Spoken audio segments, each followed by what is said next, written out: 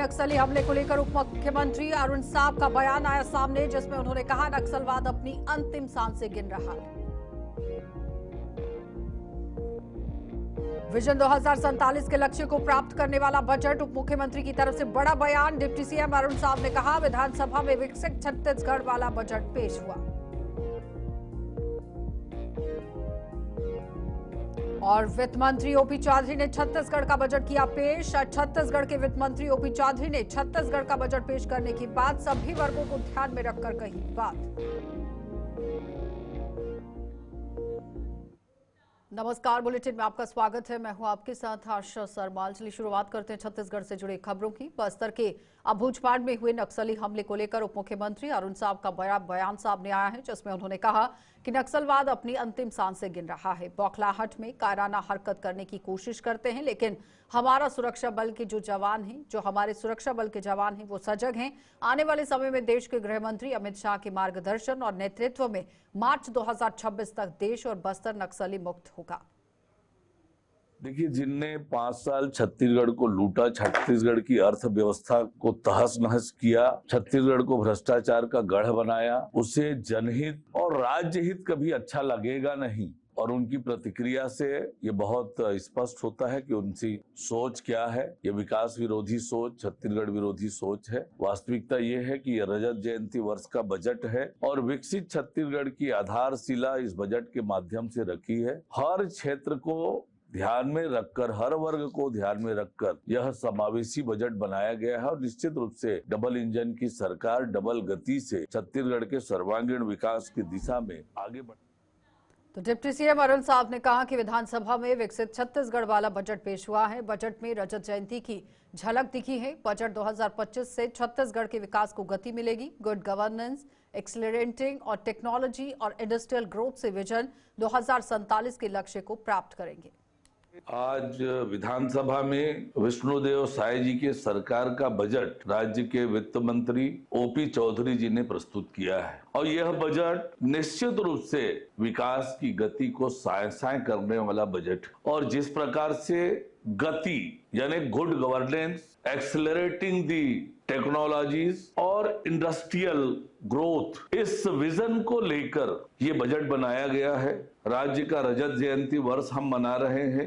विकसित छत्तीसगढ़ के निर्माण की जो कल्पना है, उस कल्पना को पूरा करने की आधारशिला इस बजट में रखी गई है। जिस प्रकार से हर वर्ग को ध्यान में रखकर ये बजट तैयार किया गया है। युवाओं की चिंता हुई है, महिलाओं की चिंता हुई है, शहरों की चिंता हुई है, गांव, गरीब और किसान की चिंता हुई है। तो निश्चित रूप से यह रजत जयंती वर्ष का बजट है। मोदी की गारंटी को पूरा करने वाला बजट है। विष्णु के सुशासन को आगे बढ़ाने वाला बजट है। खुशहाल छत्तीसगढ़, समृद्ध छत्तीसगढ़।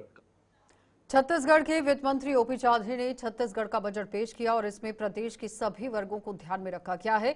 बजट पेश करने के बाद वित्त मंत्री ओपी चौधरी ने जो बजट पेश किया उसके बारे में बताते हुए कहा कि यहां गति थीम पर बजट पेश किया गया है, जिसमें जी गुड गवर्नेंस है, ए एक्सीलरेटिंग इंफ्रास्ट्रक्चर है, टी टेक्नोलॉजी है, आई इंडस्ट्रियल ग्रोथ है। उन्होंने ये भी कहा कि चारों रणनीतियों पर काम करके तीव्र आर्थिक विकास को सुनिश्चित करके ज्ञान के कल्याण के लिए काम करना हो और इस बजट का मूल उद्देश्य यही है। अन्य मुद्दों पर भी अपनी बात रखी।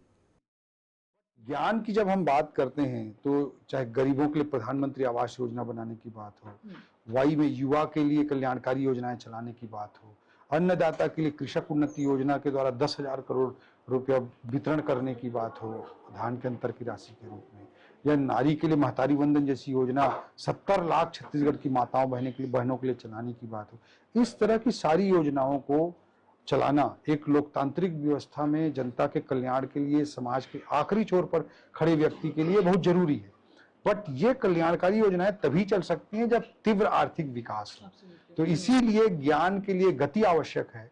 इस रणनीति के साथ हमने इस बजट में गति का कॉन्सेप्ट लाया है और उसमें जी का अर्थ है गुड गवर्नेंस, ए का अर्थ है एक्सीलरेटिंग इंफ्रास्ट्रक्चर, टी का अर्थ है टेक्नोलॉजी और आई का अर्थ है इंडस्ट्रियल ग्रोथ। इस बजट में आपने देखा गति का हमने केवल नारा दिया, ऐसी बात नहीं है। हाँ। उसमें जो इंफ्रास्ट्रक्चर, जैसा कि आपने कहा, इंफ्रास्ट्रक्चर के लिए कैपेक्स के लिए रिकॉर्ड 26,000 करोड़ का प्रावधान, जो कि पिछले बजट की तुलना में 18% अधिक है। 2,000 करोड़ का के नए सड़कों का प्रोविजन पहली बार छत्तीसगढ़ के इतिहास में हुआ है कि मुख्यमंत्री रिंग रोड योजना छोटे छोटे नगरीय क्षेत्रों के इंफ्रास्ट्रक्चर और अर्बन डेवलपमेंट को प्रोत्साहित करने के लिए, या मैं SCR की बात करूं, स्टेट कैपिटल रीजन के लिए ऑफिस बनाने, सेटअप बनाने और एक इंटीग्रेटेड प्लानिंग बनाने की बात, या मेट्रो के लिए सर्वे कराने की बात, या नदियों को जोड़ने के लिए इंद्रावती महानदी को या हसदेव की नदियों को जोड़ने के लिए सर्वे कराने की बात, इस तरह के बड़े बड़े प्रोविजंस किए गए। इंडस्ट्रियल ग्रोथ के पॉइंट ऑफ व्यू से मैं बोलूंगा, न्यू इंडस्ट्रियल पॉलिसी हम लोग कुछ महीने पहले लेकर आए हैं और इंडस्ट्री डिपार्टमेंट के सब्सिडी में कई गुना हमने नई इंडस्ट्रियल पॉलिसी के अकॉर्डिंगली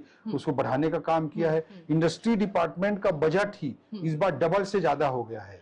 तो हमारा स्पष्ट फोकस है कि तीव्र आर्थिक विकास के लिए गति की रणनीति आवश्यक है। तभी छत्तीसगढ़ विधानसभा में वित्त मंत्री ओपी चौधरी ने 1,65,100 करोड़ का बजट पेश किया है, जो पिछले साल की तुलना में 12% ज्यादा है। इसको लेकर पूर्व मुख्यमंत्री भूपेश बघेल का बयान सामने आया, जिसमें उन्होंने बजट में निराशा जताते हुए कहा कि बजट में कुछ भी नहीं है और केवल उबाऊ सुखाऊ भाषण है और साथ ही सब पुरानी चीज है। धान खरीदी पुरानी योजना है, MSP बढ़कर यहां पर क्या दिए हैं। छत्तीसगढ़ के दूसरे बजट को लेकर पूर्व मुख्यमंत्री भूपेश बघेल के बयान पर यहां पलटवार करते हुए मुख्यमंत्री की तरफ से ये उप मुख्यमंत्री अरुण साव ने कह दिया है कि जिन्होंने 5 साल छत्तीसगढ़ को लूटा, छत्तीसगढ़ की अर्थव्यवस्था को तहस नहस किया, वो सवाल नहीं पूछ सकते।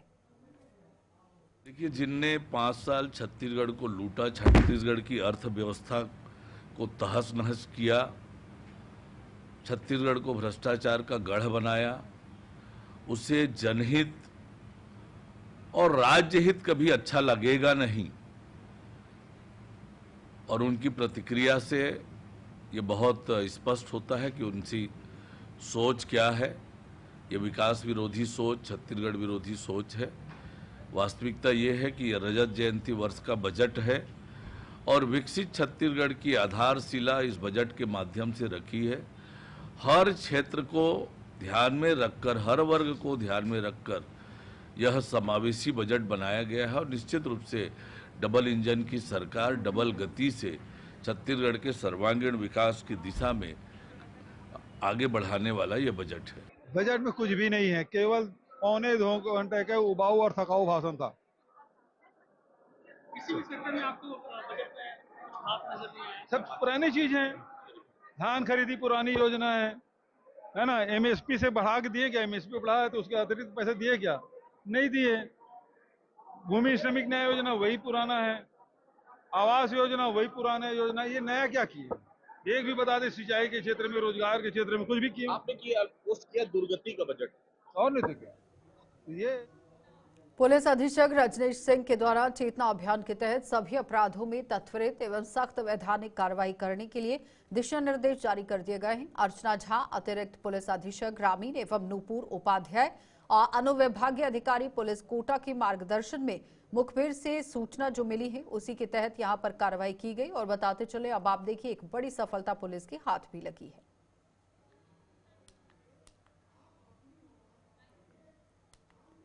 तो छत्तीसगढ़ के वित्त मंत्री ओपी चौधरी ने बजट प्रस्तुत करते हुए बजट की शुरुआत की है। छत्तीसगढ़ की महानायकों के शौर्य का वर्णन करते हुए ये काम किया गया, जिस पर भूपेश बघेल ने बजट को कवि सम्मेलन करार दे दिया। इस बयान पर तीखी प्रतिक्रिया देते हुए भाजपा प्रदेश मीडिया प्रभारी अमित चिमनानी ने कहा कि यह वीर गुंडाधुर और जो शहीद वीर हैं नारायण सिंह, जिनकी तलवार से अंग्रेज भी थर थर कांपते थे, भूपेश बघेल आज भी उनका उपहास क्यों यहाँ पर उड़ा रहे हैं, ये सोचने वाली बात है। और अगर बजट में कुछ नहीं हो रहा है तो इस तरह से उपहास क्यों उड़ाया जा रहा है? जनता के लिए काम करने की जरूरत है। वीर गुंडाधुर और शहीद वीर नारायण सिंह की तलवार से अंग्रेज भी थर-थर कांपते थे। माननीय वित्त मंत्री जी अगर बजट प्रस्तुत करते हुए उनके शौर्य का वर्णन कर रहे हैं तो भूपेश बघेल जी आप उसका उपहास क्यों उड़ा रहे हैं? गुरु घासीदास जी के महानता के संदेश का अगर बजट में जिक्र हो रहा है तो भूपेश बघेल जी आप उसका उपहास क्यों उड़ा रहे हैं? छत्तीसगढ़ को हम अगर 4 तीर्थ के बराबर मान रहे हैं तो भूपेश बघेल जी आप उसका उपहास क्यों उड़ा रहे हैं? आपकी बजट पर दी हुई प्रतिक्रिया ने छत्तीसगढ़ वासियों की आस्था को चोट पहुंचाई है, छत्तीसगढ़ की अस्मिता को चोट पहुंचाई है। आप जनपद पंचायत अकलतरा में जनपद अध्यक्ष उपाध्यक्ष चुनाव संपन्न हुआ था, जिसमें बीजेपी की अनुशुकुन देव अघरिया अध्यक्ष बने। कमलेश पाटिल, यहाँ पर आप देखिए ये कमलेश पाटले हैं, उपाध्यक्ष चुने गए हैं। कार्यकर्ताओं ने ढोल ताशा से विजयी रैली निकाली है। विजय रैली में पूर्व विधायक सौरभ सिंह, चुनाव पर्यवेक्षक, यहाँ आप देखिए किस तरह से जो गणमान्य लोग हैं वो भी इस मौके पर मौजूद रहे हैं।